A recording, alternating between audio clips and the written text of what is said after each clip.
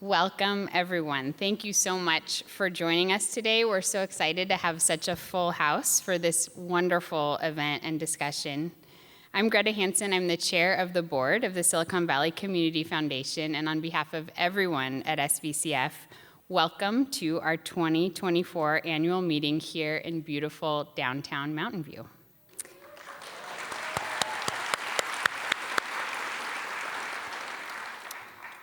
This event is made possible by our generous sponsors, and I'd like to thank our leader sponsors, the Skoll Foundation and PG&E. And thanks to all our other sponsors who've made today possible.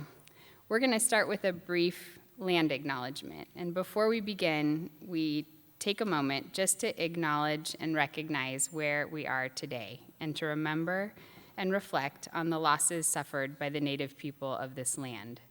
It's important for us to realize the history that has brought us to this indigenous land today and to seek to understand our place within its history. The unbalanced distribution of power still exists. Building awareness of our present occupation of the space on indigenous lands helps us recognize this and to recognize the indigenous peoples who have come before us.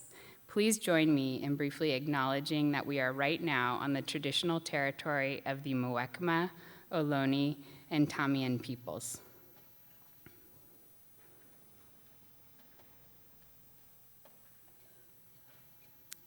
Thank you for your acknowledgement.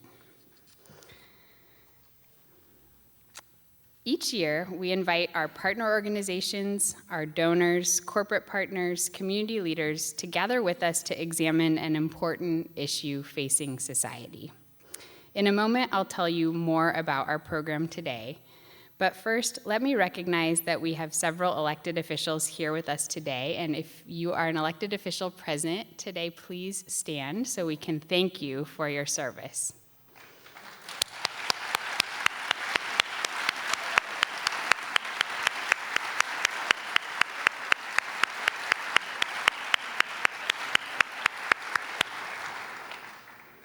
I'd also like to offer a brief word of thanks to the rest of the Community Foundation board and our board emeriti. So if you are a board member, past or present, please stand.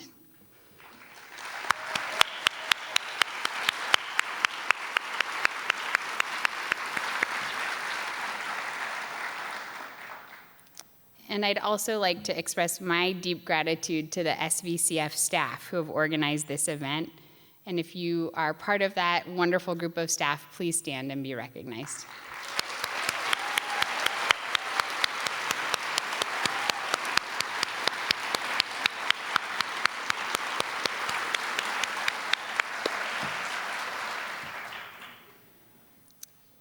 So now I'd like to talk about our topic of today, the role of journalism in a functioning democracy. As many of you know so dearly, journalism is a cornerstone of robust democracy. Trusted news outlets, especially those at the local level, keep communities informed about important civic issues and hold local officials, me included, accountable. Their coverage also gives voice to communities that have been historically excluded from the mainstream media, but we're at a critical point in history where the number and strength of local journalism outlets is in decline. During today's program, we will hear from journalists who have national, statewide, and local perspectives on how media outlets are striving to tell the stories that need to be told, even as their industry has radically changed. And they're doing it in an era where misinformation is often being deployed purposefully to drive Americans further apart politically and socially. I'm confident you will be inspired by our guests. They include Judy Woodruff, senior correspondent at the PBS News and former longtime host of the much beloved PBS NewsHour; Neil Chase, CEO of CalMatters; Ramona Giwargis, the co-founder and CEO of San Jose Spotlight; and Michael Isip, president and CEO of KQED.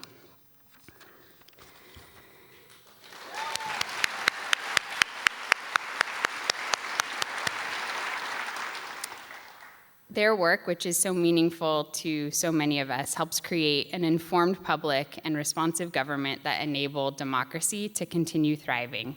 So again, thank you so much for being here with the foundation to hear this wonderful program. And I have the great pleasure of introducing our wonderful leader and my friend, Nicole Taylor, the president and CEO of the Silicon Valley Community Foundation.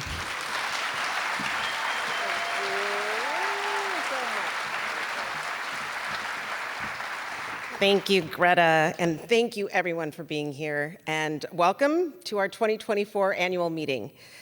Public service announcement. We are 50 days out from a historic election, in case you hadn't noticed. But more importantly, yesterday was voter registration day here in the state of California. So if you are eligible, please register to vote, and get those around you who are eligible registered to vote as well. So because of the times we're in, I want to acknowledge that many of us feel fraught. We think things are very unpredictable and uncertain.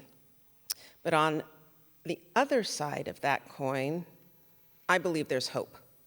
There are possibilities and opportunities. There's a community spirit, and I see it here with all of you, that shines and persists in spite of the challenges that we face. I see it every day in our work, in the collaborations and partnerships that we have with the incredible nonprofits in our region, many of whom are here in the audience, and our generous donors, also many of whom are here. And I see it firsthand when I look out at all of your faces, and I see that we are in community together.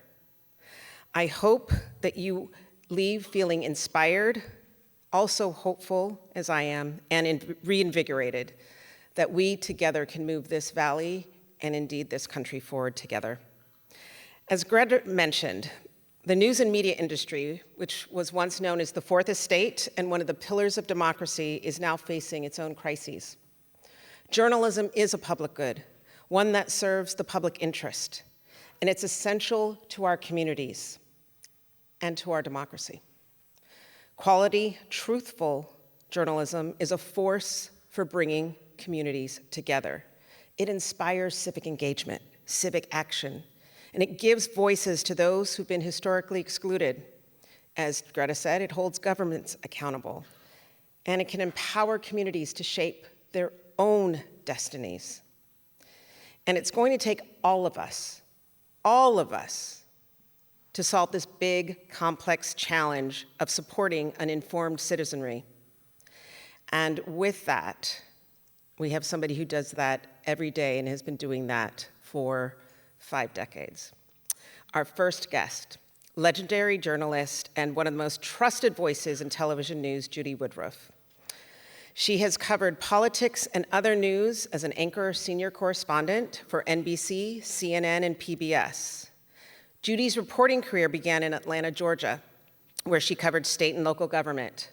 At NBC News, Judy was White House correspondent and served as NBC's Today Show chief Washington correspondent. And as many of us remember, she was the chief Washington correspondent for the MacNeil-Lehrer NewsHour and anchored PBS's award-winning documentary series, Frontline with Judy Woodruff. Moving to CNN, she served as anchor and senior correspondent for 12 years, where among other duties, she anchored the weekday program Inside Politics. She returned to PBS NewsHour in 2007, and in 2013, she and the late, great Gwen Ifill were named the first 2 women to co-anchor a national news broadcast. Today, yes, indeed.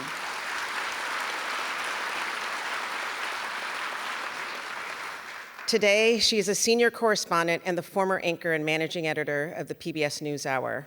She's also the founding co-chair of the International Women's Media Foundation, an organization dedicated to promoting and encouraging women in journalism and communication industries worldwide. She's the recipient of many prestigious awards, including the Emmy Lifetime Achievement Award, the Harvard's Radcliffe Medal, and the Cronkite Award for Excellence from Arizona State University. For the last few years, she's been working on a PBS project called America at a Crossroads, which examines the many divisions fracturing the United States, and we'll hear a little bit more about that today. And in the midst of what I can imagine is an incredibly busy schedule, particularly with her new project, Judy graciously joins us today to talk about her work, the decline of local news, our growing political divisions, and what it all means for our country. So please join me in welcoming to the stage Judy Woodruff.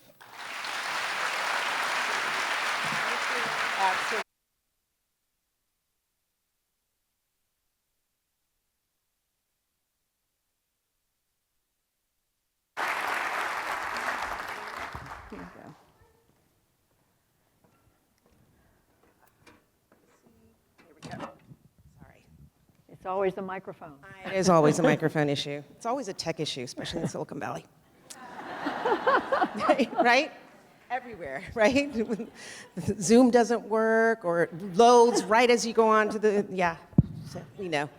It's the story of our lives here in the Valley. It is. So Judy, but this is about you.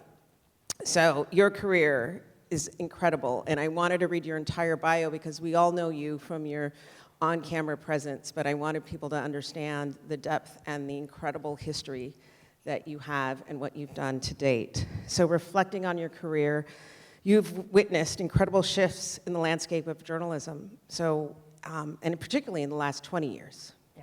So in your opinion, what are some of those key trends, the key moments that have most significantly shaped the industry that you were part of? Thank you, Nicole. The first thing I want to do is what politicians always do, which is say thank you so much for having me today to hear about the work of this amazing foundation, the Silicon Valley Community Foundation, to learn about the many great causes that you support, to meet today some of your amazing supporters, donors.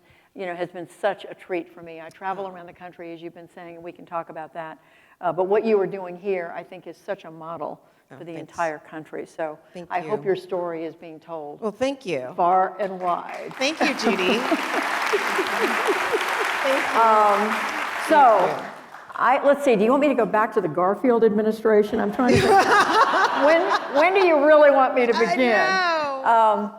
No, of course. I mean, my first reporting assignment was in Atlanta, covering the Georgia State Legislature, Atlanta city politics, which is an education in and of itself in the early 1970s. But let's face it, television news across the board has changed dramatically, right, to your point. That was the era of Walter Cronkite, Huntley Brinkley, there were three networks. News organizations that we all depended on. Plus, PBS was coming along. Jim Lehrer, Robert McNeil had started the McNeil-Lehrer Report in 1975. So it was all kind of figured out for us. Newspapers were everywhere in major and small American cities. There were reporters plying their trade. And then things changed. Technology came along came cable television, which upended what the broadcast networks were doing. The internet, hello, Silicon Valley, came along and quite frankly has upended what we do in journalism. People found they could get their news for free by clicking on their computer, even before we had these devices. And what that meant was the entire business model for so much of news coverage, print and television began to shift, began to change. And to condense it all, Nicole, is to say that today we are in a very, very different place. Many Americans who are my generation still read newspapers. They may even subscribe to a newspaper. It lands on their doorstep. But that is not the story for so many other, for millennials, for Gen Z, for younger Americans. All of their news comes across, whether it's TikTok, Instagram, Facebook, I'm leaving something out, Twitter, X. And we're just in a different place. And it's become much more difficult to pay for real journalism to be done. Why? Because reporters, and by the way, there have been tens of thousands of reporters laid off just in the last decade or two. And people don't want to pay for the news they're getting. That means there aren't the salaries to pay for that work. Now, having said that, and we're going to talk about that with you and with the panel coming along, there are really wonderful efforts being made around the country right now to start up local journalism. So much of it is digital, naturally. But that is going to be, I think, in the short run, the savior for all of us. But we have a lot of work to do because we have lost so many journalists, we've lost so many news platforms. And in so doing, I think our democracy has suffered because journalism, in my view, is part of the lifeblood of this democracy. So talk more about that. What is at stake given all these seismic changes? You know, when you say our democracy is at stake, and maybe this is a great, segue into your America at a Crossroads work. What are you saying? What is really, when we say democracy is at stake, what do you mean? Our founding fathers, I think, made it very clear from the beginning when they wrote the First Amendment to the Constitution and they included freedom of the press. They recognized, and even though we now know, those of us who read American history, and I know all of you do, you know that that was an era when there was a lot of so-called yellow journalism, a lot of opinion rags that were out there. Still, there was a recognition that we needed a free press, that one that was not going to be controlled by government. That's been part of the foundation of our country from the very beginning. It's as true today as it was then, as even with all these changes in journalism. You cannot have, in my view, and I think in the view of most of us, a functioning democracy unless we have information that we can count on, facts that we can count on, the kind of background information, context that helps us understand what's going on in our country, that helps us understand these tough issues. And by the way, the issues don't get any simpler. They are getting, if anything, more complicated. Life is more complicated. And never before, in my view, have we needed reporters who are doing the tough work, who are out there pounding the pavement, doing that document research.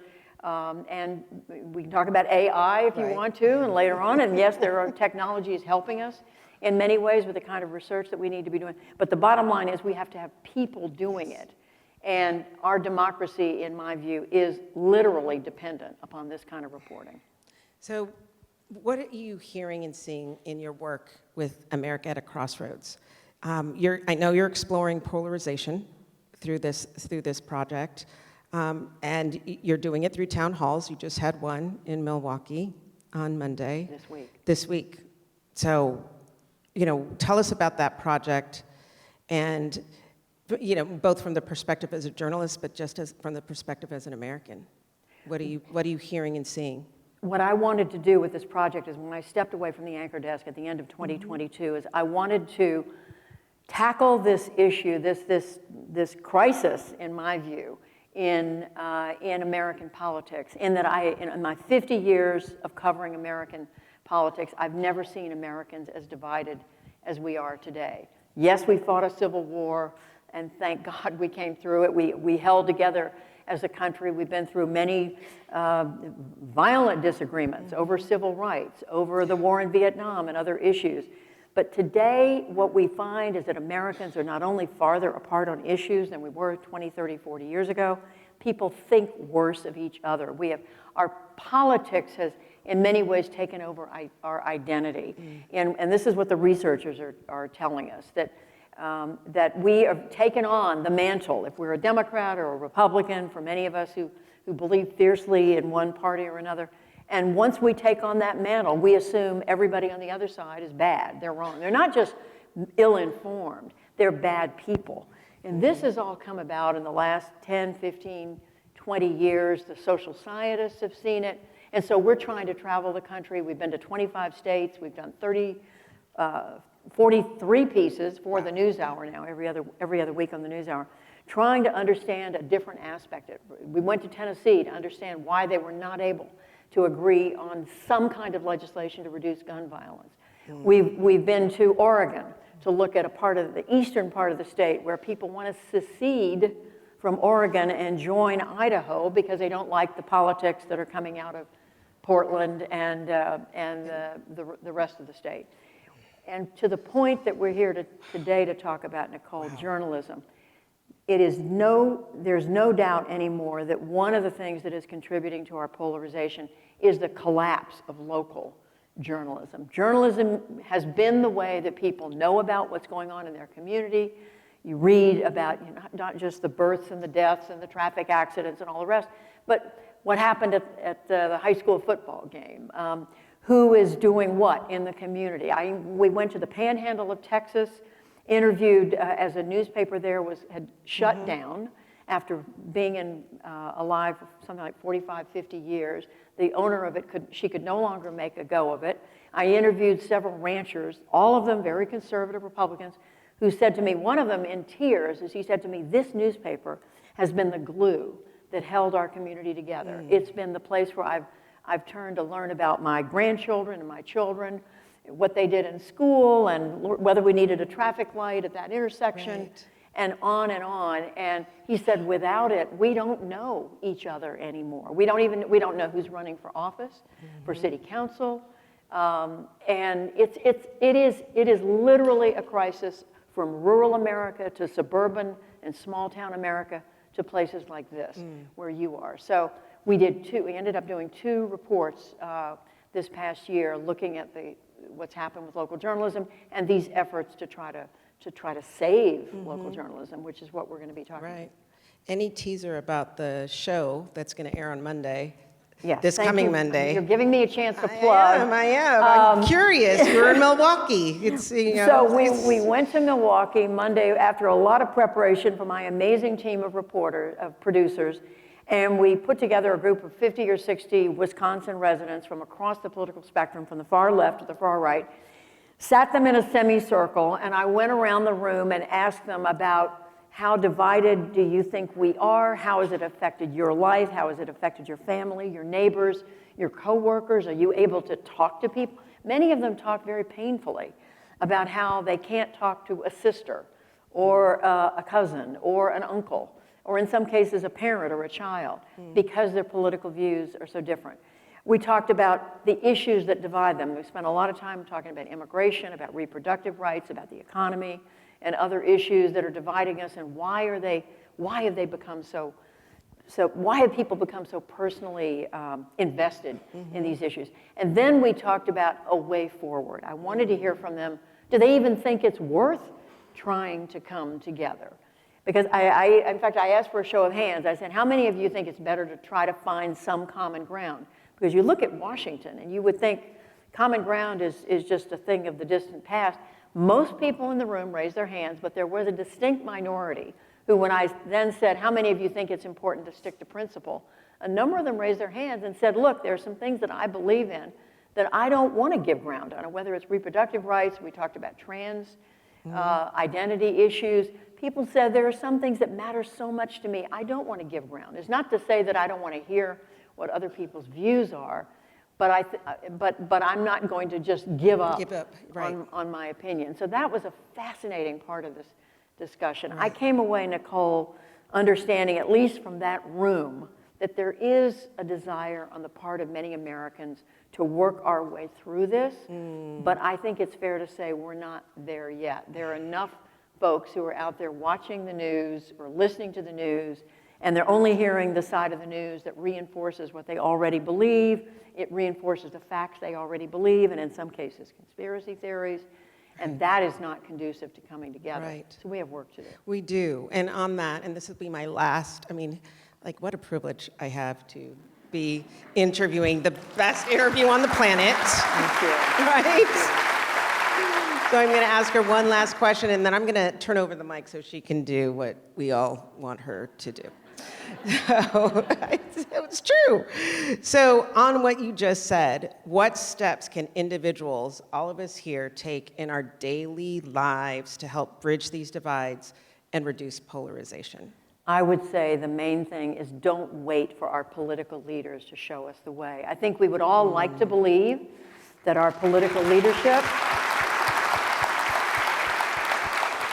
is going to suddenly start modeling respect for one another and modeling a better listening, a willingness to get into a room together and work through really, really tough issues, from immigration to government spending, you name it. But I think we've seen that's not happening. Yeah. Certainly not in this election season. So I encourage, wherever I'm going now around the country, I am saying to people, if they ask, don't wait. Take it upon yourselves, just as you are doing right here in Silicon Valley. Start working with your neighbor, your family member, people you work with, to think about ways that you can bridge those divides right here in your own community. We have to start somewhere. Right. And I'd like to, and there are all these wonderful bridging groups out there. You've heard of them, Braver Angels, Common Ground, More in Common, Starts With Us. There are a number of them we've focused on, and I could go on, and they're doing great work, and wish them well, and let's hope they continue to do that. But in the meantime, I think citizens have to take it upon ourselves, and let's hope that at some point our leaders get the message that that's what the American people want. Hear, hear. Thank you. I'm going to move back here while Judy takes the moderator's chair and introduce our panel of experts. Let me switch to this microphone. And this panel, they're all in the industry, they're all in journalism and media, and they're going to shine a light on their experiences in the field, the current state of journalism, especially local journalism, and the importance of democracy. Importance of journalism to democracy, excuse me. You can find their bios inside the program, and hopefully you saw the QR code where you can pull it up on your phone.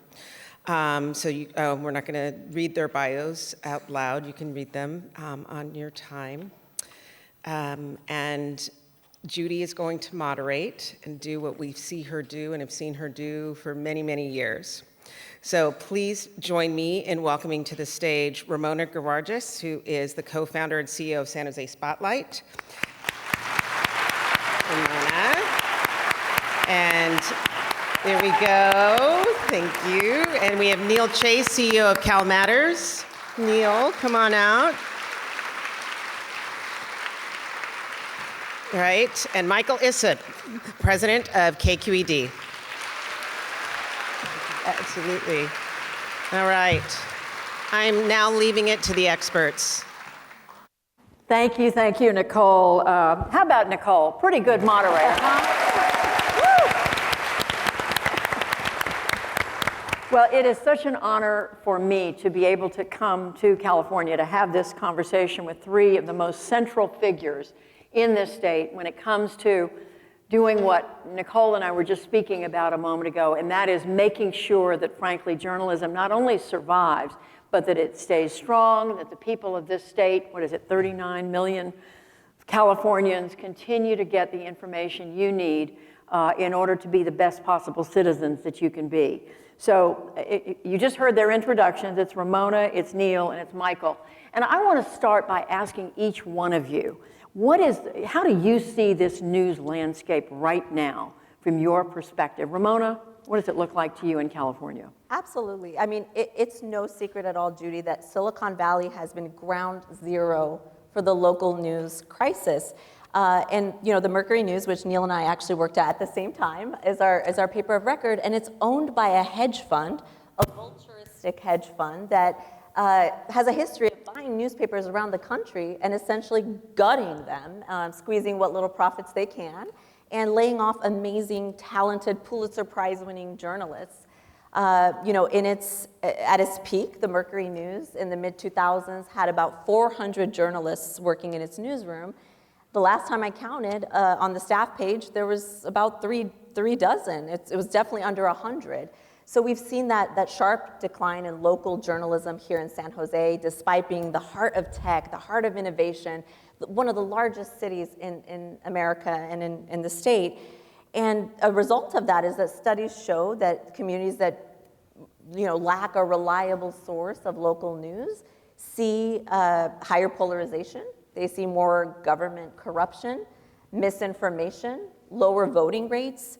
When we started San Jose Spotlight several years ago, we spoke with voters who did not vote, people who were eligible to vote but decided not to participate. And we essentially asked them why. Why didn't you vote? And the things we heard from them here in San Jose was that they didn't vote because they didn't know who was on the ballot, they didn't see themselves represented, which was really powerful to hear, or they don't care about local politics. And so our job at San Jose Spotlight has been helping people understand, what do these policy decisions mean for them and for their lives and their families and their wallets and their livelihoods and their quality of life, and breaking that down in everyday English, not government speak, not jargon, just as plainly as we can explain it. and then helping them understand how they can get involved with local government. Like, what does it mean to watch a council meeting? How do you watch a council meeting? Where do you find the agenda? How do you write a letter to your mayor or to your council member, or make a public comment, or know how to vote?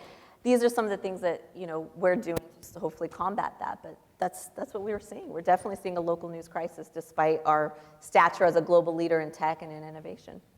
And let's, Neil, from your perspective, CalMatters, you were telling me, started about 9-10 years ago. Yeah. It's now a significant force in the state in bringing news to residents of the state. But tell me about how you see the situation right now. Yeah, one of the privileges of being at CalMatters and being in a statewide news organization is being able to look across the whole state. Most of my career has been local journalism in one place or another, and now my territory is the whole state. And I've gotten a different kind of a perspective. As difficult as the news situation is here in the Bay Area, and it's exactly what Ramona described, you've got people like Ramona and a lot of other news organizations, some of which are in the room here, doing some good work in these communities. There are other places in California where there's just nothing. Mm-hmm. There's no sense of, first of all, there's no source of reliable news in the community. And worse, a great example is Stockton, right? It's only an hour plus drive from here. And it is a bigger population than St. Louis or Pittsburgh or Orlando or a lot of other cities in the US. Its newspaper is down to 3 full-time staffers, right? It doesn't have a state university or professional sports team, a lot of things a city that size would have. And not only does it not, and there's a great little startup, 2 people running a thing called Stocktonia that is doing local news that's about to get bigger. But the driving news force in Stockton is a site called the 209 Times. Mm-hmm. It's a Facebook page run by a guy who is maliciously trying to change local government for his own purposes and using disinformation to do that. And so in that vacuum, not only do you have all the problems we talked about when a community doesn't have its own local news, but then you have these negative forces showing up, and we've seen a little disinformation in the past few years. It's worse in the places that don't have local journalists there fighting it. Michael Isip, you run KQED, the significant flagship public television operation in San Francisco. What does it look like to you? Public television, public radio, and let me just take this opportunity, first of all, we're on stage with Judy Woodruff, and I'm getting questions.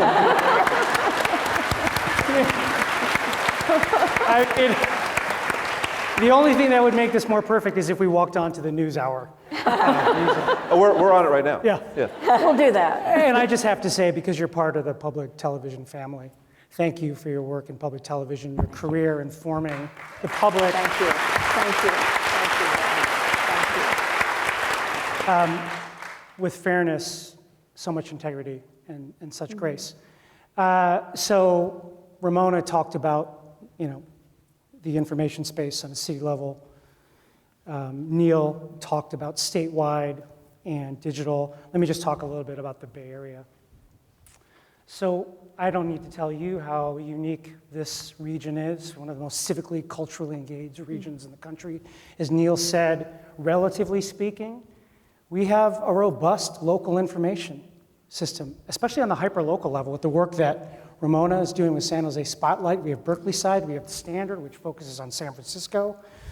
We have small outlets like El Tecolote, which covers the Mission neighborhood and Spanish-speaking communities, which is where KQED's headquarters is based.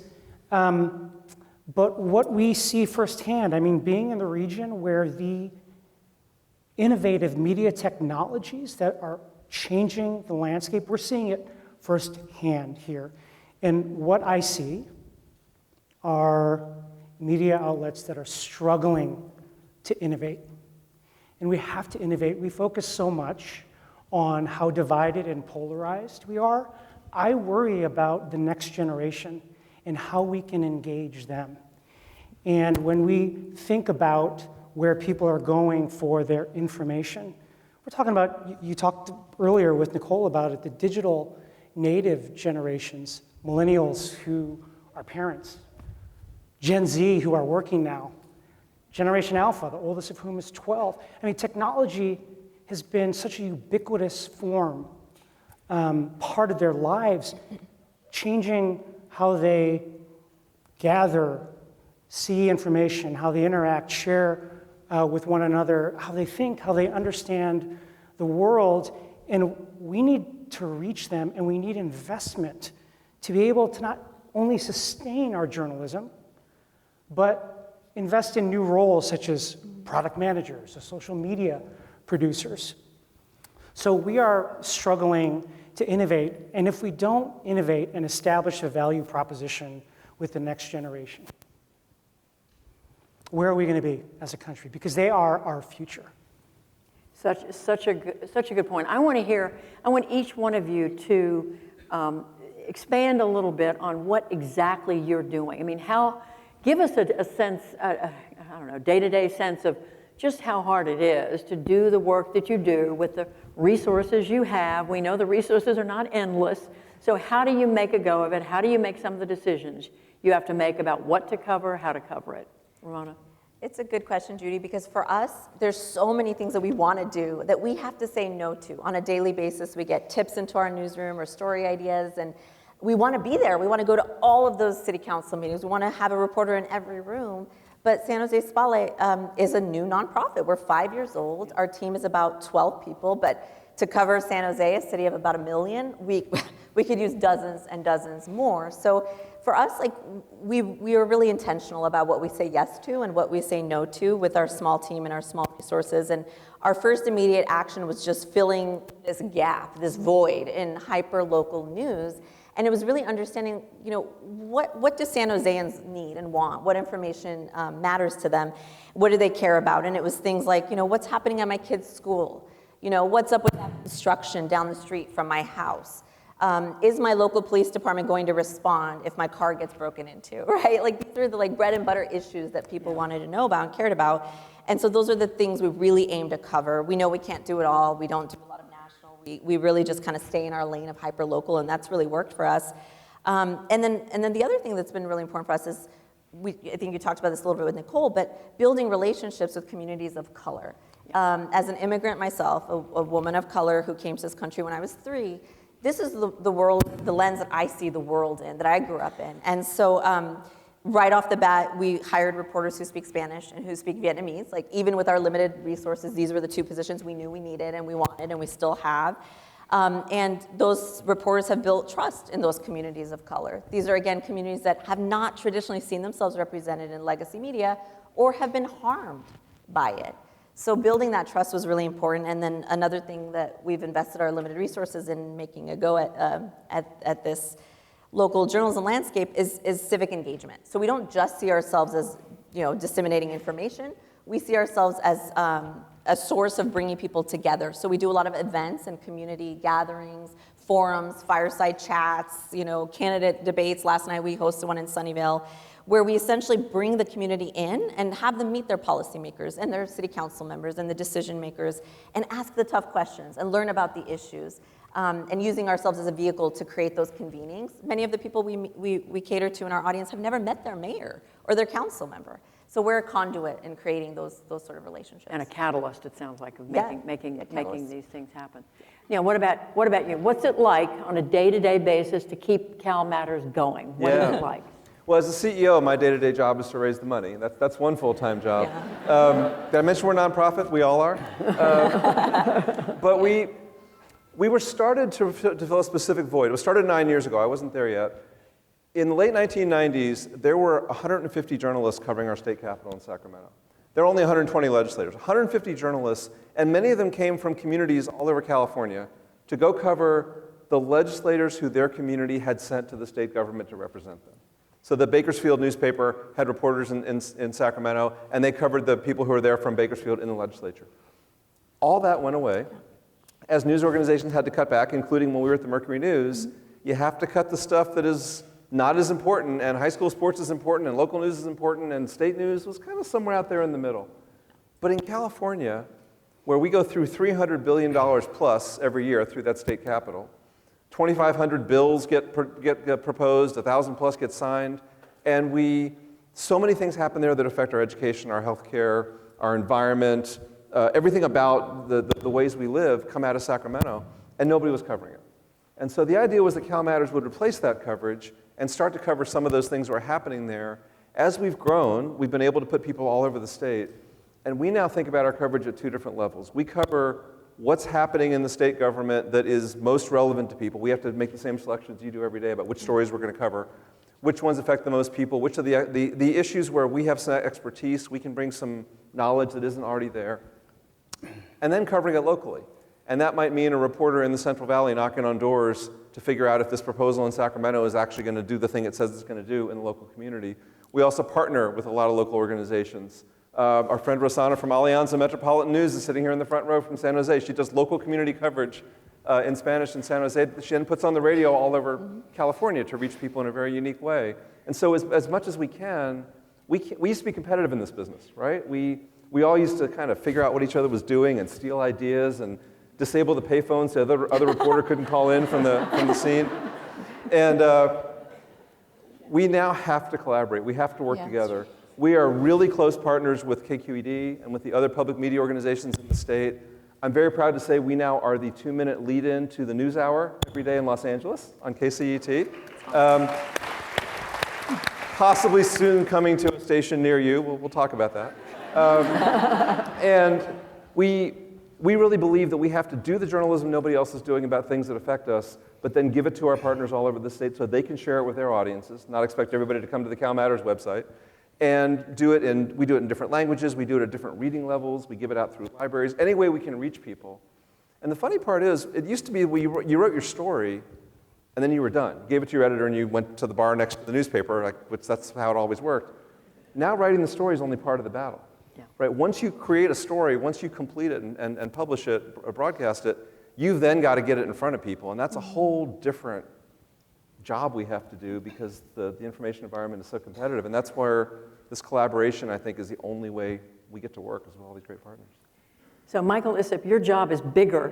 Part of it is the news and what you do around the news, public affairs, but public television is more than that. There are other buckets that you have to worry about every day as well. But when it comes to the journalism, news, public affairs side, what is your daily, weekly focus? So KQED is one of the largest public media organizations in the country. We have one of the largest nonprofit newsrooms in the country with 102 journalists.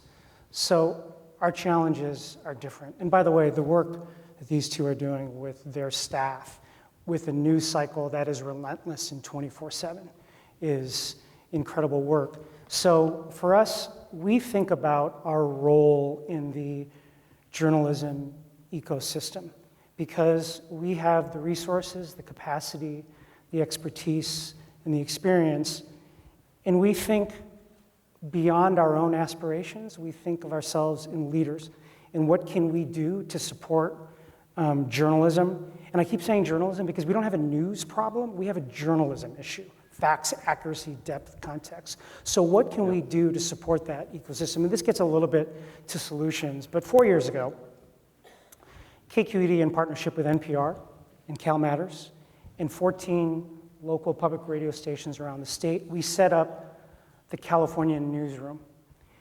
Now, we cannot address the reporter capacity issues in small communities. And just to give you a sense, KQED, with the number of journalists we have, it's basically one reporter per 70,000 people. One of our partner stations in San Bernardino, 3 reporters for a sprawling metro area of 2 million people. That's one reporter for 700,000. So we can't solve that, but what we think about is how can we support those communities, fill the information gaps so that these reporters can focus on the journalism. So we have a 4-person editorial management team that coordinates coverage and investigations around the state.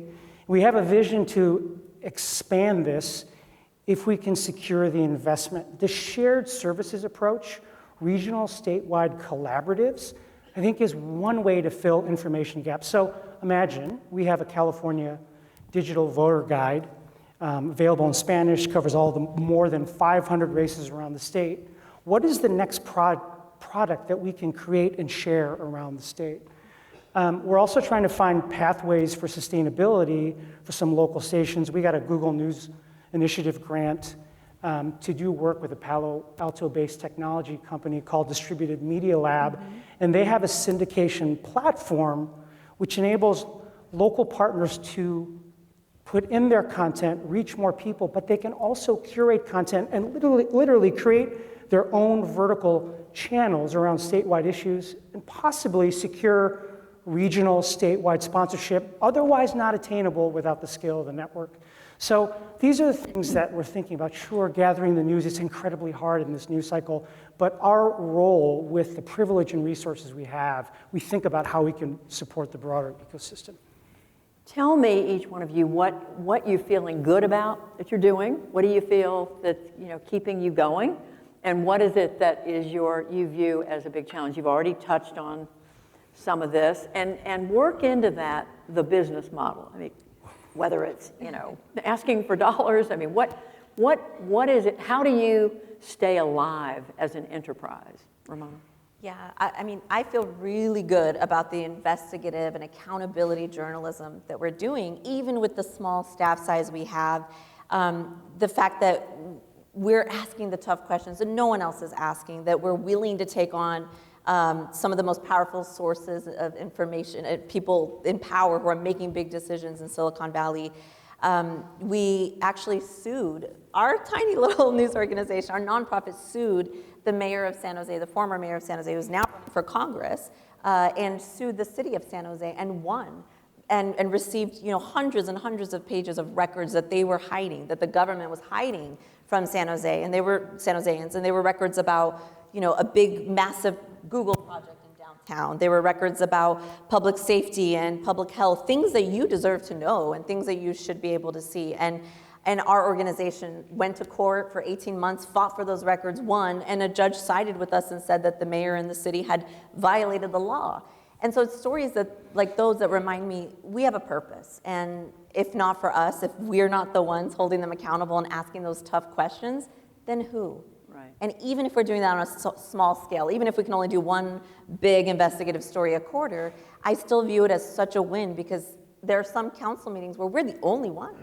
We're the only ones. Last night in Sunnyvale, when we did that candidate forum I mentioned, one of the council members told our reporter that, gee, I haven't seen a reporter in Sunnyvale in the press box in a decade since you've been here. Yep.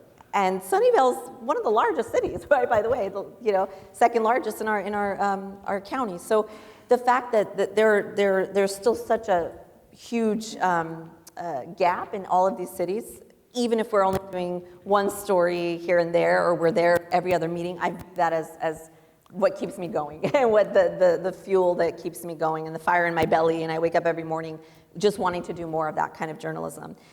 As far as challenges, I think we're going to hear from all of us on stage. It's funding. It's always been funding. I personally believe, I might be biased, but I personally believe nonprofit journalism is the future. I very strongly believe that. I think we've talked about this, but the models of funding journalism, traditional business models of journalism, are broken. People are no longer going to the newspaper for the classifieds or to sell a car or find a job.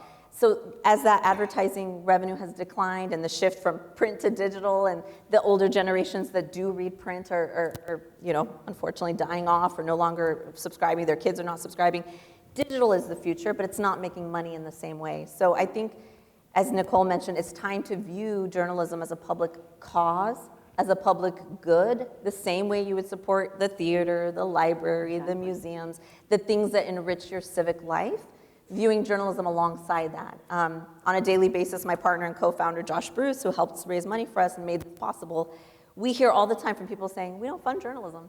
We love what you do, San Jose Spotlight, it's great. We don't fund journalism. So we have to get to that point of saying, whatever issue you care about, environment, housing, education, name the issue, whatever issue you care about, you have to care about journalism as number two, because we are the ones who are elevating those conversations. We are the ones who are bringing you the facts that make progress happen on those issues that you care about. Without journalism, those issues can't be advanced either. So, which is why it's so important that the Silicon Valley Foundation is doing this program right here. Right? Neil, same question. What gives you hope? And I mean, just exactly right. We are a nonprofit. We were founded by two people in Silicon Valley. They got together and decided, one very progressive, one very conservative. They wanted us to be nonpartisan from the start. They brought the initial funding in and challenged their friends. And a lot of the funding came from individuals. Then some foundations that care about journalism came in. But then it's just what Ramona said. The folks who say, well, we fund healthcare, we fund environmental issues, we fund education, great. you need to tell the story. That's right. People need to understand what's going on. They need to understand the issues. They need to understand what government's doing about it, what the private sector's doing about it. So along with that funding, put some money into the journalism that tells those stories, and that's where a lot of our funding now comes from. I'm excited right now because for CalMatters, we do great work all year long, I hope. But every 2 years when there's an election in California, we really go hard on the voter issues. We build a voter guide that explains every ballot proposition. We do 1-minute videos in English and Spanish that tell you what the proposition's about. We are doing that on TikTok now, thank God for interns. Being honest. We pay them very well, by the way. We're doing voter materials in all different ways. We're doing live events all over the state. You mentioned the candidate forum. You're doing a mayoral debate tonight at KQED. We had the state insurance commissioner live in our studio at noon today in person and online, because all over California, people are losing insurance coverage on their houses because of the fires, right? And so we try to bring people direct things that are going to help them specifically. And when you're looking at that ballot, which is a mile long and very intimidating, and proposition number such and such about something is confusing, you go to a search engine, you type in, what is proposition whatever, why am I voting on it, we come up. And we provide that service, so it's a time when we are even higher visibility. So of course our challenge is to get out there the other 23 months and be seen as much as we can. But we've been growing fast. We acquired a new organization called The Markup, a technology site, so that we can cover the tech and AI story in California. There really is a national and global story all happening here. Brussels, Washington are all looking to Sacramento for the regulation. So we're always thinking about how to do the journalism we can do best, not get distracted by doing things we don't have time to do, and work in an ecosystem where we have great partners all over the state who are already doing certain things that we shouldn't try to do. Same question for you, Michael. What gives you hope, and what about this funding? What keeps me up at night is obvious long-term sustainability. I talked about the resources of KQED, but our business model within public media is unraveling, and it's just worth explaining how public media, independent, non-commercial, nonprofit media, NPR and PBS, we're an NPR and PBS member station. What many of you probably don't know is public media started on the local level. PBS, NPR weren't founded until 1970. KQED, one of the first public television stations in 1954, bought a radio station in 1968, went all news radio service in 1980. And now there are about 1,000 member NPR stations. There are about 350 public television member stations. We have boots on the ground, about 1,000 journalists, which is more than the Associated Press, 3 times as many as the New York Times. Our model is based on membership. And people support us because of this blend of international, national, and local coverage. And what's happening to our business model is digital. All of you can bypass KQED Channel 9 and get PBS content on the PBS app, on third-party streaming platforms like DirecTV, Hulu, YouTube. Similarly, you can bypass KQED 88.5 and get your NPR content on the NPR One app, on smart speakers, on streaming platforms like Apple, Google, and Spotify.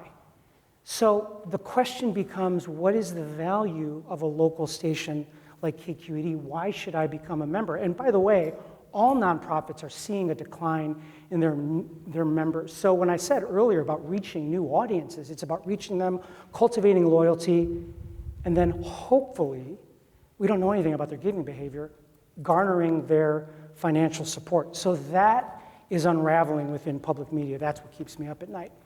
In terms of what I'm hopeful for, Ramona talked about purpose, Neil talked about journalism. It is all about the journalism. I'm not only hopeful, I am bullish because of what we do, who we are, journalism, service journalism. We hold public officials accountable. We scrutinize systems that are supposed to serve society. We challenge the status quo. Don't take positions on controversial issues of public importance. But when there's inequity or an inequality or injustice, we call it out. And above that, the values that we share, curiosity, civility, humanity, the work that we do on a local level enables people to be active responsible, compassionate participants in their communities and society. So that's what I'm hopeful about. In a world of abundant content and choice and changing technology, that is the essence of what we do, and that transcends time and circumstance. You all are amazing.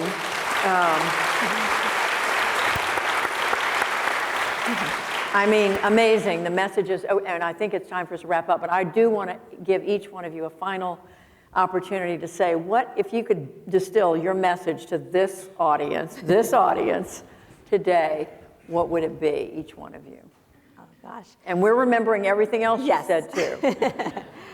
I mean, I think supporting local journalism, I know it's been said a lot already on this stage tonight, but supporting in whatever way makes sense to you. Not everybody can write a $10,000 check, and that's okay. But if you can. But if you can.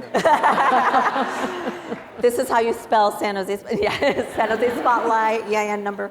But you know, the truth is, there are many ways to get involved in our journalism, whether it's San Jose Spotlight on a local level, CalMatters statewide, KQED regional, and it could be writing an op-ed. It could be sharing our work on your social media channels. It could be telling a friend about us or forwarding a story that you saw on our platforms. For us, we tell people even $5 a month, you know, might be the price of a cup of coffee, one trip to Starbucks, even $5 a month makes a huge difference in our newsroom. And the majority of our money, like some 90% of our budget, goes right back into the salaries of our team, of our reporters, of our editors, of our staff. So in whatever ways you can get involved, you know, reading, following us on social media, subscribing to our newsletter, telling your friends, writing an op-ed about something you feel passionate about, or even the $5 a month that you can donate makes a huge difference. And we often talk about this. If every reader of San Jose Spotlight, every reader on our website gave $1, just $1, every person that clicks, we would not only be sustainable, we would be able to grow and probably double our newsroom. So the numbers are there with the readership. It's just a matter of everybody seeing their part as potentially supporting, and then getting organizations, corporations, other major donors and foundations to also step up. You have means. Hard to top. I mean, Ramona's right about all those things. Yeah. We do need people to understand that it's news. A lot of us are new to this concept, right? That journalism used to be a market force. It was sustained by advertising. You all remember when the Mercury News would break your front door, right? It was huge. That advertising was a market force that made people very wealthy in the publishing business and supported our democracy. The market force went away. The need for democracy didn't go away. In fact, some would say it's even worse now. And so helping us get that message out there, all the ways that Ramona suggested, especially sharing and amplifying the work that we do, inviting people to get, sometimes people reach out to us and say, hey, we're going to have a bunch of people over to talk about this situation in journalism, what's going on in our community. One of us will be happy to show up and join that conversation and help out. We want people to be aware, and we want the gifts that we get to be from people who say, this is important to the community. I got a fundraising letter from KQED, signed by Michael. I'm sure it was personally signed. I just wrote it directly to you. Yeah. And it said, thank you for being a KQED donor since 2002. And I thought back, 2002, my daughter was 5.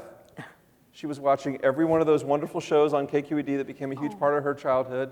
And I'm confessing, I didn't start becoming a donor because of the news content, right? It was like, there's lots of different reasons for this stuff. Some people feel very strongly about a certain issue. That Sunnyvale City Council member who never gets mentioned in the press because there's no press in the city council chambers, they think it's pretty important now, right? And just the more we can just help people understand the change that's happened lately, the more you're gonna help out, not just help us, but help the democracy that we all own a piece of. Well, first of all, let me say Well said. First of all, let me say to Neil, thank you for your loyal support. I'm happy to talk to you about your gift and estates plan. All right, I'm old, but not that old. My message, just to build upon what Ramona said, is I would just say to all of you, I talked about KQED and the most members in the system at 240,000 members. More than half our budget comes from individual contributions. Our success, our service is made possible by our community. And so my message to all of you is the power of community. That individual and collective sense of responsibility that we are part of something bigger. And the belief that when we come together, we can find solutions and impact the common good. And we are here today in the spirit of community because we believe in trusted, quality journalism as being foundational to the civic and cultural vitality of our country. So this is where we need to come together as partners. And when I think about philanthropic investment, it enables us to experiment and take risks, to innovate on top of everything we're doing, gives us a runway to figure out new sustainable business models. So that's what I would leave with you, is that power of community. The second message that I have for you is Crossroads, A Conversation with America, KQED Channel 9, next Monday at 9 p.m.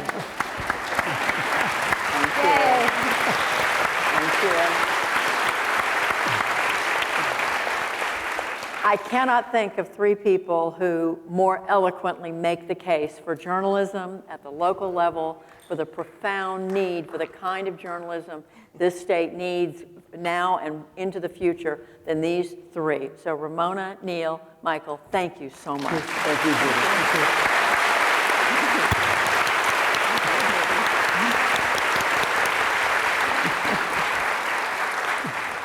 Again, round of applause for Judy, Ramona, Neil, Michael.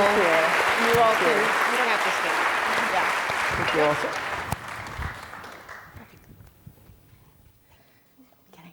Thank you. Thanks so much. Thank you so much. Thank you. Thank you so much. Thank you. That was incredible and oh so important, and thank you all again for being here. As we think about what's ahead for our local communities, for our region, our state, and our nation, I think we've heard how critical supporting this work is. True stories and facts. You know, understanding who's running for office in your city. All of that we just heard, and what Michael said at the end about the importance of what it comes down to is community, and that is why the Silicon Valley Community Foundation is going to double down on, let's see, there we go. We're going to double down on our investments in local journalism. We, yeah. So, let me see if I can, there we go. So I'm proud to announce that the foundation has been named the local chapter for Press Forward. Press Forward is a national initiative to reinvigorate local news and save local journalism, which, as we heard from our speakers, I mean, I don't need to say it. They've said it plenty. Now, I've been at the foundation just over 5.5 years, but this foundation has had a long history of supporting local journalism initiatives. And as the home of Press Forward Silicon Valley, we look forward to deepening this investment. We want to cultivate, we have many donors, some of who are in this audience who've been staunch supporters of local journalism. We want to cultivate additional donors to this, additional foundation folks to this, to support our local news ecosystem. We have a local journalism fund that many of our donors give to on a regular basis. We're going to make sure that people know about it because this is what we need in order to make sure that our valley has the information, that everyone in our valley has the information that they need in order to chart their own path. So you're going to hear more about it because it's going to take all of us.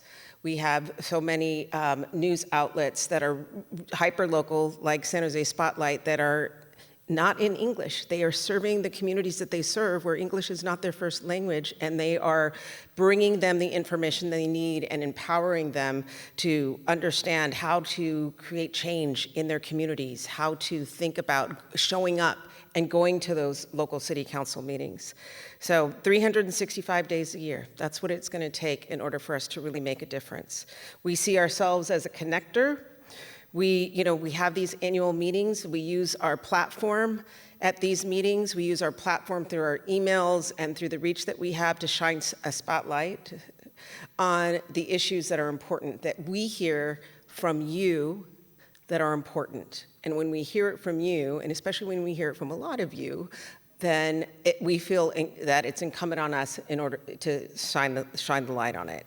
And again, this isn't just about journalism. It's not just about the journalists. It's not just about the newsrooms. This is about our democracy, and democracy, everything happens where? Locally. Everything plays out locally. So if we don't have people telling the truth, speaking truth to power, holding all of our feet to the fire, then what do we have? So that is why we are doubling down, and you are going to hear more about it in the months to come. So stay tuned. Now, as we close up, I just want to give a brief snapshot of the progress we've made this year. You should have received a half round, there we go, yes. Our year in review, it's part of 2023 and 2024, and just highlight some of the key things that our team has been working on. First, community impact. We have believed for a long time that every person in this region deserves an equitable opportunity to thrive. We also recognize that we have a long way to go in order for this to be true. We center community in our work. That's why we changed our logo and have the big C in the middle. That is at the heart. That is why we do the work that we do. And we have 3 initiative areas that we believe are 3 foundational pathways, not the only ones, but 3 that we believe that we can make a difference in: early childhood, housing, and financial stability and mobility. And we bring together nonprofits, policymakers, coalitions, researchers, local government to advocate for policies and support the efforts in those areas. And we have been doing that for the last few years. We also have our Community Action Grants Program, and that accepts applications twice a year. We do it in all of these issue areas: arts and culture, journalism, environment, health, movement and power building. For those of you who are out there who applied just recently for our second round, the staff is diligently still reading all the applications. So you can ask them, but they're still reading them, they're still reviewing them, and decisions will be made soon, and you will hear about that. And we actually also heard from the nonprofits. We used to have 12 cycles a year, which meant that many of you were applying multiple times a year to receive funding from us, which meant the onus was on you. We were like, the onus should be on us. So we're doing 2 rounds a year. And on the application, you select what issue areas you cover, rather than one month you're applying to health, the next month you're applying to arts, the next month you're applying to journalism. So we do try to listen, and we try to act on the things that you tell us. So thank you for, again, holding our feet to the fire. We also have a program, it's our Capacity Building and Leadership Investment Program. And one of the things we do is invest in the well-being of our nonprofit leaders and help them build the capacity and sustainability of the organizations that they run. In the past, we've had retreats for a number of these nonprofit leaders. We've had cohorts that have met.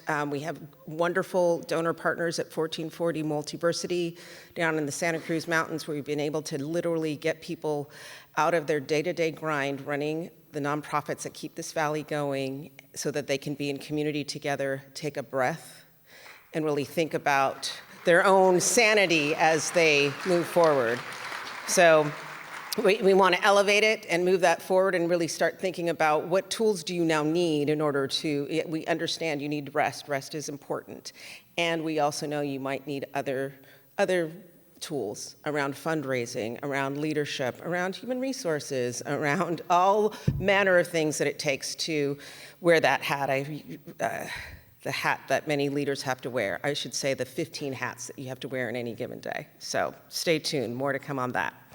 I'm really excited because we have welcomed a new executive vice president who will be leading all of this and all of our community impact work moving forward. Moses, please stand. Moses Zapian.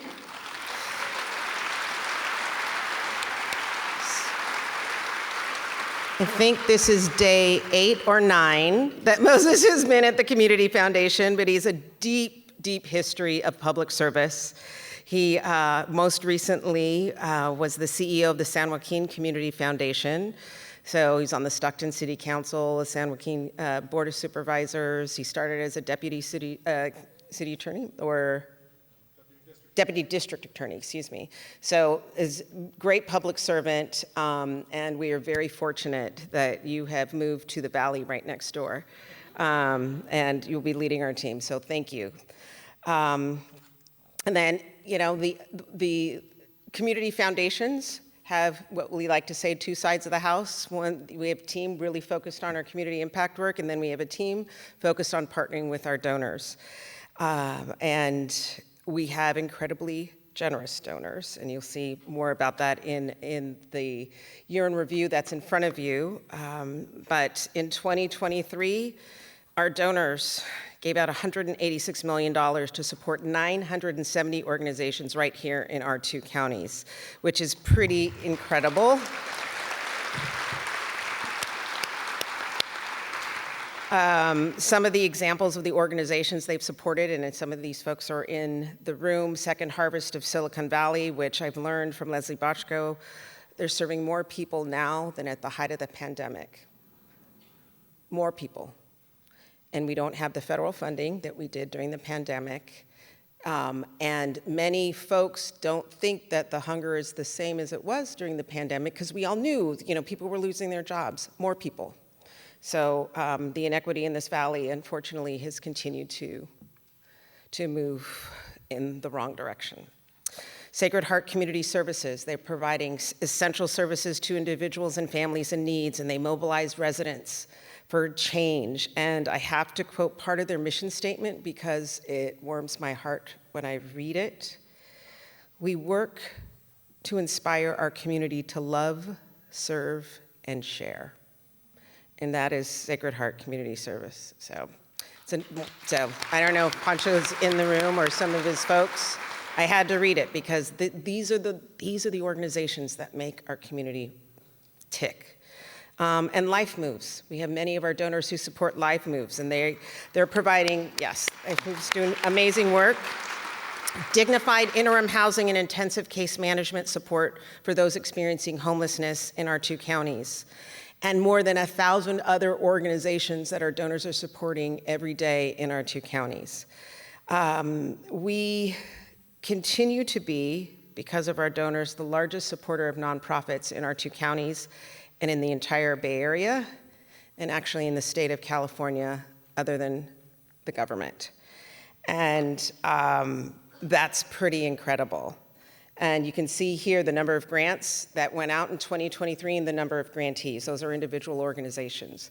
And we know that nonprofits that are headquartered in these other counties, particularly San Francisco and Alameda counties, that a lot of them do work that serve our 2 counties. We just haven't figured out how to attribute the data directly so that we know how much more above and beyond the $186 million is actually going to support our 2 counties.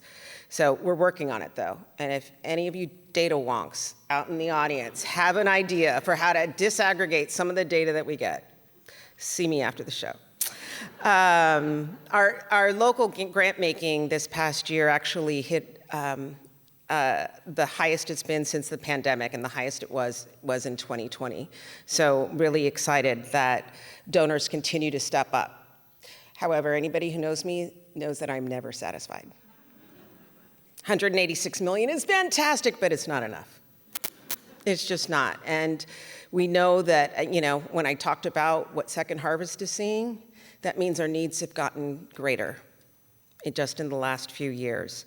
And so we will continue to use our platform. We will continue to work with our donors to bring issues and ideas to them about what's happening. We have giving guides that we publish. We have staff, our philanthropy advisors, that are going to double down and reach out more. We want to get to know you and what you care about so that we can bring ideas that match what you care about and just help you be the best philanthropist you can be. And I think by doing that together, I think we can bring about more resources to the local solutions that we know work.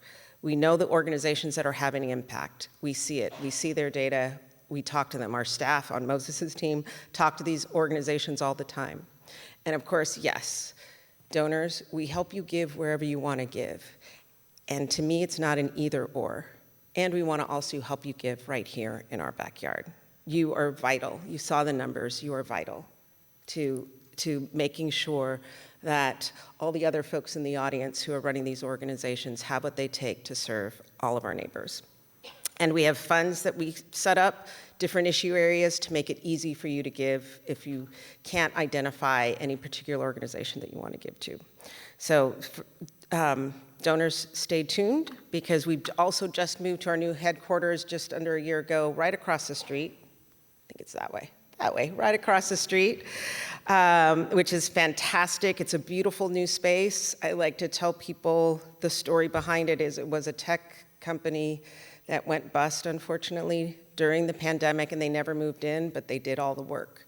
So it's a beautiful space that the investors who invested in that company, we don't know the name of the company, your money, if you know that company, who it was, is going now to good work in the community. And so we're looking to host more salons and informational sessions for our donors. We're starting to do that more and more because, again, we're realizing people want to be in community together. We have this beautiful space. We want to use it. And we want to, and actually the idea for this came from a donor salon that we did on journalism with about 20 donors who showed up, and we saw the enthusiasm and the interest, and we're like, one, we need to do more of these for different issue areas, and two, we need to bring these kind of stories to a broader audience. So we also have a new executive vice president who will be leading the efforts with our donors and their philanthropy, and that is Marie. Please stand up, Marie, and say hello. So Marie DaCosta is our Executive Vice President of Philanthropic Partnerships, which is our philanthropy area, so development, donor engagement, and corporate responsibility departments. She comes to us after 7 years at the New York Community Trust, one of the oldest. It turns 100 this fall, and largest community foundations in the nation. We are 17 years old. The community foundations that were our parent foundations actually make us 70 years old. So I like to say that we're not just 17. We have the years of the people who came before us, both at the Peninsula Community Foundation and the Community Foundation of Silicon Valley. So there, New York, you got it. So I'm just excited to have both of these folks with community foundation background and a passion for this work. So thank you and welcome to SVCF. This is Marie's 30th year in philanthropy and nonprofits, but how long have you been with us? 6 weeks? Something like that? 5.5 weeks, yes. So they got it down. They got Silicon Valley down, they got it all. So one of the ways that we're moving forward, in addition to what we've been doing, just want to let you know that we recognize the importance of giving power to the people.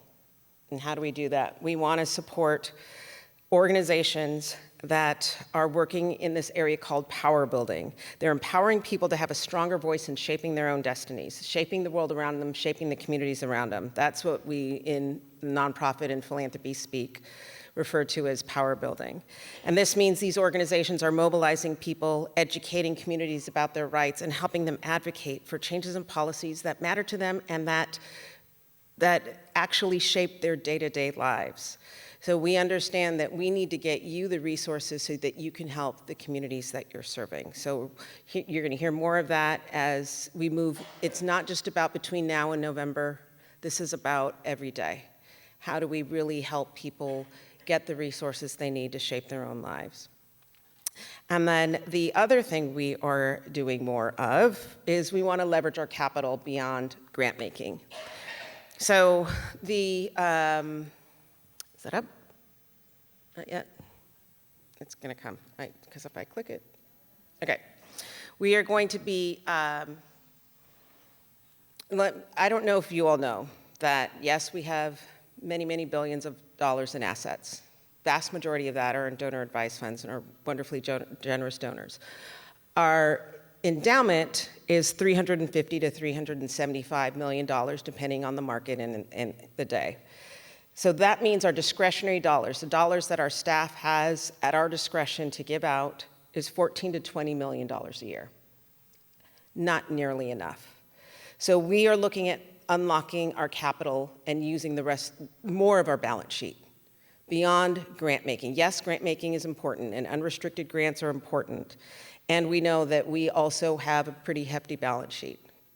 And how do we start using that and leveraging it so that more resources can get into our communities? And we want to encourage donors who are interested in hearing how we're doing that to reach out. You're going to hear more about that, including impact investing, which we are going to be doing a lot more work in. We do allow donors to do impact investing from their donor advised funds, but we are also thinking about some collective strategies that would allow us to use more of our balance sheet because, again, $40 to $20 million of discretionary money, not enough for the urgent needs that we see day after day in our communities. So more to come on that.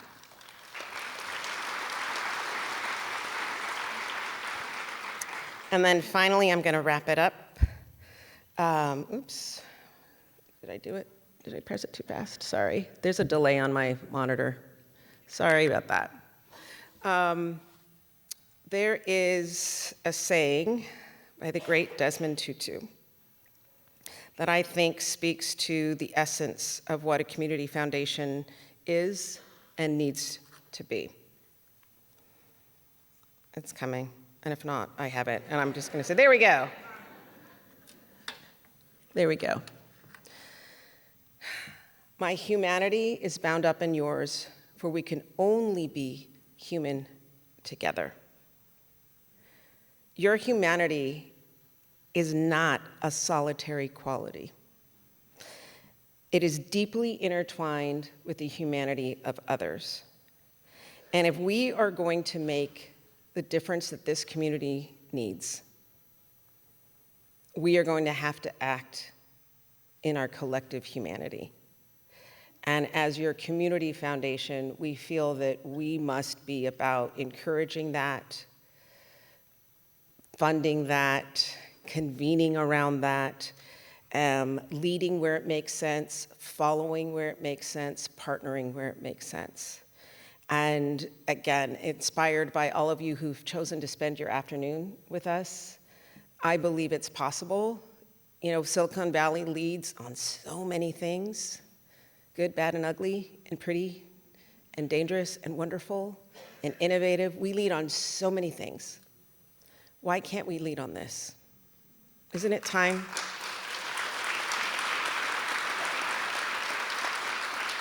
So, thank you for being here.